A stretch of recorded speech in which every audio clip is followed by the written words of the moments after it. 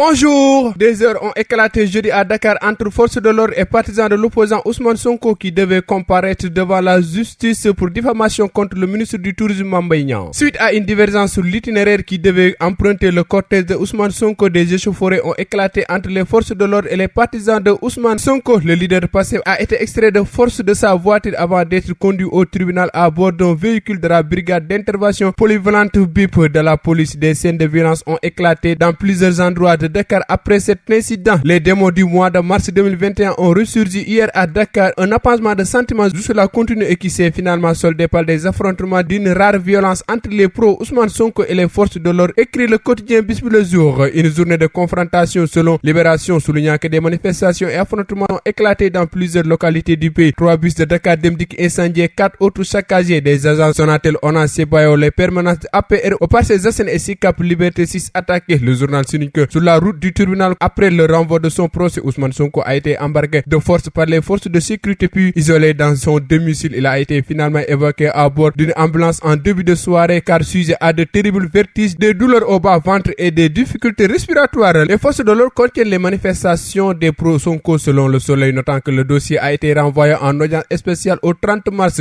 Les avocats d'Ousmane Sonko obtiennent un troisième renvoi au 30 mars, dit le quotidien relevant que la défense a prétexté le traitement dont ont fait l'objet leur client et maître Ciré Clédor Ly de la part de forces de défense et de sécurité pour asseoir le bien fondé de leur requête. Là se fait le récit d'une journée électrique avec des heures pillages et arrestations à Dakar et Ziguinchor, une journée sans frein selon Walf Quotidien. L'appel à la résistance lancé par le patriote en chef Ousmane Sonko n'est pas resté lettre morte après la brutalité exercée par les éléments de la BIP sur leur leader. Ses partisans ont mis sans dessus-dessous Dakar et sa banlieue, écrit Walf Quotidien. Sud Quotidien parle de guérilla urbain à Dakar devenue ville morte avec une économie au point mort, des écoles fermées. L'info rapporte que plusieurs quartiers de la capitale sénégalaise ont été secoués par des vagues de violence perpétrées par les partisans d'Ousmane Sonko et de l'opposition. Face aux forces de l'ordre, ils ont opposé une véritable stratégie de la terre brûlée qui a fini par semer la chaos à la cité Fadia à Cambérène, au Parcelles Assainies, à la Sicap Liberté 6 à Castor, entre autres quartiers de Dakar, écrit le journal. Dakar Balafré s'éclame à la une enquête qui fait le récit d'une douloureuse journée de manifestation, d'arrestation et de scènes d'intifada. Sans faux saccage, des scènes choquantes déplore Vox Populi, notant que le leader de Pastef Ousmane Sonko, malmené, extrait de force de sa voiture et acheminé moni militari au tribunal, a été finalement hospitalisé.